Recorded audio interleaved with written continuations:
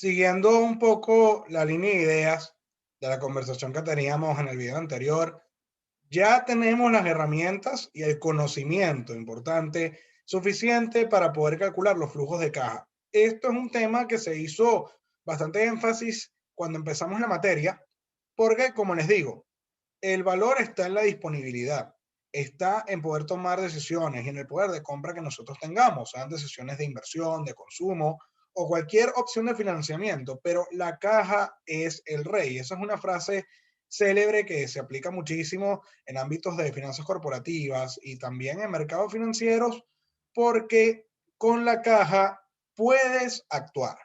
Entonces, era necesario darles contexto, era necesario que habláramos de contabilidad y que yo pudiera darles el significado, no solamente el significado, sino también el análisis de las principales cuentas que conforman los estados financieros básicos, porque al final el flujo de caja se deriva de allí. Y para poder hacer la proyección es necesario tener todas estas nociones e ideas frescas para en el presente poder entonces ver cómo ligar estas partidas y poder hacer la proyección más acertada posible. Entonces, yo les voy a mostrar los diferentes niveles, diría yo, de los flujos de caja, comenzando con una aproximación hasta llegar con lo que sería la mejor forma de mostrar las entradas y salidas de recursos de una empresa. Voy a comenzar con lo que sería, y discúlpenme el nombre, sí, es bastante extenso, por eso se utiliza la abreviación en inglés y esto pasa mucho en finanzas, pasa en marketing, que hay mucha terminología que es más práctico entenderlo y utilizarlo en inglés. Yo voy a comenzar con lo que sería la utilidad antes de intereses, impuestos, depreciación y amortización.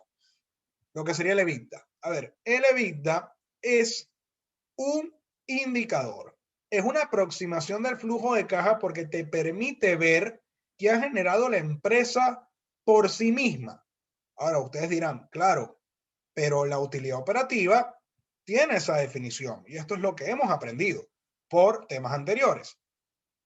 El EBIT es fundamental para el tema de análisis, pero este EBIT, uso la terminología también en inglés, no está de más, Earnings Before Interest and Taxes, se puede depurar porque ¿qué sucede si nosotros tomamos esta utilidad y le ajustamos las partidas que no representan efectivo real? Aquí viene la diferencia, que el estado de resultados se basa en la idea de que los ingresos y los gastos, no importa si han sido efectuados, es decir, si han sido cobrados o pagados, igual se van a registrar en las utilidades. Bueno, ahora lo vamos a convertir en base de efectivo y vamos a depurar la utilidad operativa para obtener este EBITDA. Entonces, esta utilidad operativa es la que se termina teóricamente convirtiendo en caja una vez cubiertas las operaciones. Ahora, ¿por qué esto es una aproximación? Porque no toma en cuenta aspectos como inversiones a corto plazo e inversiones a largo plazo. Es algo que efectivamente es muy operativo porque nos habla de las ventas, que ojo, la mayoría de las ventas se manejan a crédito, pero también pueden existir de contado.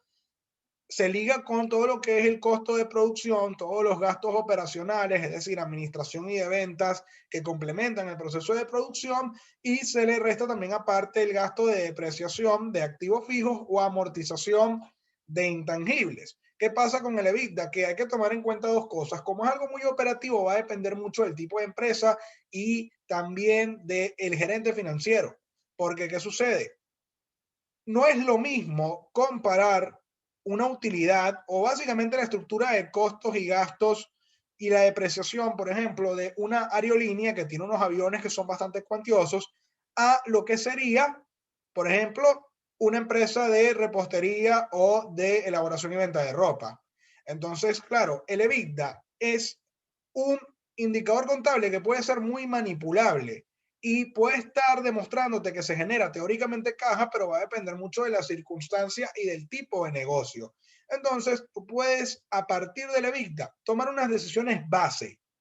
Por ejemplo, se utiliza mucho para, cuando tú tienes un aproximado de la caja que puedes recibir, depurándole todos los elementos que no son efectivo real, se puede utilizar para cosas muy intuitivas como pagar impuestos al fisco, pagar nómina, pagar servicio de deuda. Con servicio de deuda me refiero a préstamos e intereses.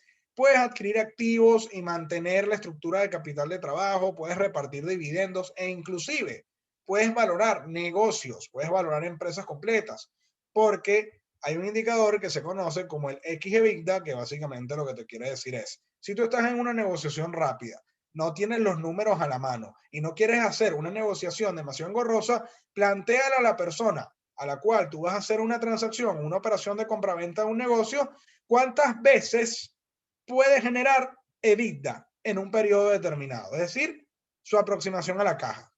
Entonces, es muy útil para diferentes departamentos y te permite tener un margen o, digamos, lo que diría yo, un fondo de maniobra o plan de acción para moverte cuando necesitas cumplir con obligaciones o con planes de inversión. Ahora, ¿qué sucede? Ahora les voy a mostrar lo que sería el margen de EBITDA, porque puedes sacar un indicador que te permite ver qué porcentaje de cada dólar de ingreso se termina convirtiendo en caja. Recuerden que los indicadores son históricos, son referenciales y no son literales, pero este margen permite evaluar la generación de caja porque básicamente lo que te dice es cuánto representa este EBITDA del total de mis ingresos y si me da, por ejemplo, un 20%, significa que de $1 de ventas, el 20% de ese dólar se convierte en caja que yo puedo utilizar. Entonces aquí tenemos una idea bastante completa de cómo el EBITDA realmente funciona para este tipo de contextos, pero ahora vamos a dar unos flujos de caja un poco más precisos, como por ejemplo la utilidad operativa después de impuestos. ¿Qué pasa con esto? Es un EBIT, ¿verdad? Es una utilidad operativa que se le resta de golpe los impuestos. ¿Por qué esto es importante? ¿Por qué es importante considerar este margen operativo para los accionistas? Porque imaginemos que una empresa no está endeudada, no tiene ningún compromiso financiero y básicamente sus ganancias las genera ella misma. Esto permite generar escenarios y hacer comparativas. Si yo no dependo de terceros, sino dependo de mi operación, ¿cuál sería mi ganancia total? Porque si no tengo ningún ingreso financiero, ni ningún gasto financiero, ni otros ingresos ni egresos, entonces esta utilidad operativa sería de una vez la utilidad antes de impuestos, le calculo el valor y esta sería mi utilidad neta. Esto es importante porque el flujo de caja realmente debería ser operativo.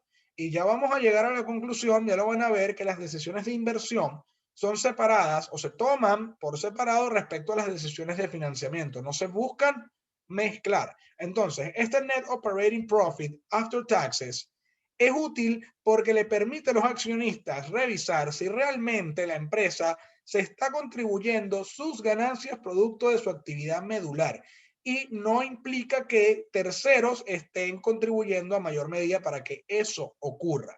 Lo importante es que se genere flujo de caja producto de las operaciones. ¿Y qué mejor manera de expresarlo que con nuestro flujo de caja libre? Este va a ser el elemento que vamos a utilizar para hacer valoraciones y va a ser el elemento clave que vamos a proyectar. Si ven la estructura, y este esqueleto es muy importante, si ven estas cifras en X son valores arbitrarios, generales, a mí lo que me interesa es darles como la estructura del flujo de caja. Quiero que vean que es muy similar a lo que ya hemos abarcado. ¿Por qué? Porque parte de una utilidad operativa que no tiene ningún tipo de financiamiento detrás, entonces estos impuestos o este porcentaje de impuestos sobre la renta se aplica sobre este EBIT. Y tenemos el NOPAT. A este NOPAT, si le ajustamos, es una combinación de los dos flujos de caja que vimos antes. Si a este NOPAT le ajustamos la depreciación y amortización, todo lo que no tenga que ver con efectivo real, cualquier estimación o cualquier, digamos, constructo contable, porque eso es lo que es la depreciación y la amortización. Y luego a este NOPAT ajustado le agregamos inversiones en activos fijos a largo plazo, que se conoce como CAPEX, y lo que es la variación, ojo, miren el delta aquí, la variación del capital de trabajo neto operativo. Tenemos el flujo de caja libre. ¿Por qué se dice que es libre? Ya lo vamos a analizar con mayor detalle, pero en primera instancia se dice que esta es una cantidad de caja que está disponible una vez que la empresa ya haya cumplido con todas las necesidades operativas y pagado todas las inversiones en activos fijos y capital de trabajo. Este flujo de caja es clave para hacer valoraciones, para hacer lo que sería determinar el valor o precio de una inversión en particular o de un conjunto de inversiones como lo que sería una empresa. Y lo interesante es que este flujo de caja libre es operativo. Aquí no hay ningún aspecto asociado a deuda con pasivos o lo que sería patrimonio con acciones. Ya lo vamos a ver con mayor detalle, pero esto es lo que realmente interesa. Por si acaso, este CAPEX significa Capital Expenditure, se le llama gastos de capital, porque son inversiones cuantiosas en activos a largo plazo que forma parte del flujo de caja. Aquí, a diferencia del EBITDA, sí incluimos todo lo que tiene que ver con inversiones adicionales, como ven acá, en activos a largo plazo y en activos a corto plazo, como lo es el capital de trabajo. Aspectos resaltantes sobre el flujo de caja libre.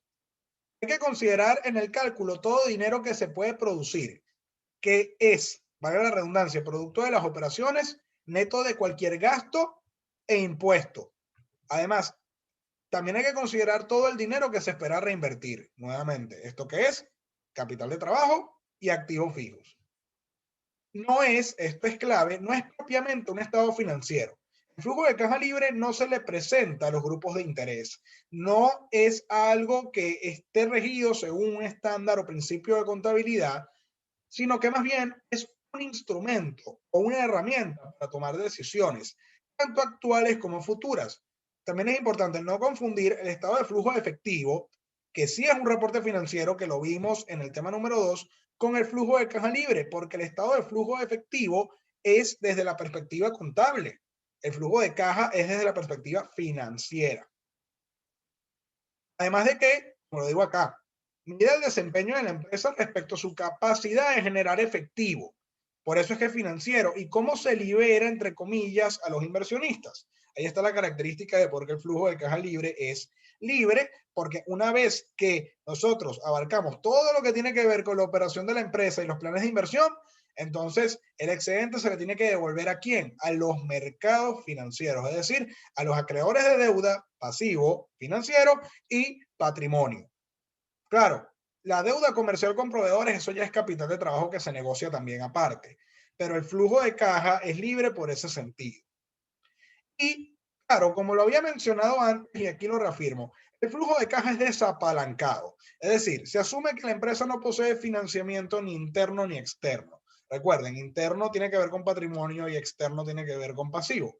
Pero fíjense que el flujo de caja libre no incorpora ni intereses, ni dividendos, nada que tenga que ver con esos elementos. ¿Por qué? Porque nuevamente las decisiones de inversión son separadas de las decisiones de financiamiento y el financiamiento se va a ver en otro elemento que vamos a ver cuando vayamos a hacer la valoración de estos proyectos de inversión a largo plazo. Pero sí es clave que entiendan que el flujo de caja libre es algo completamente operativo.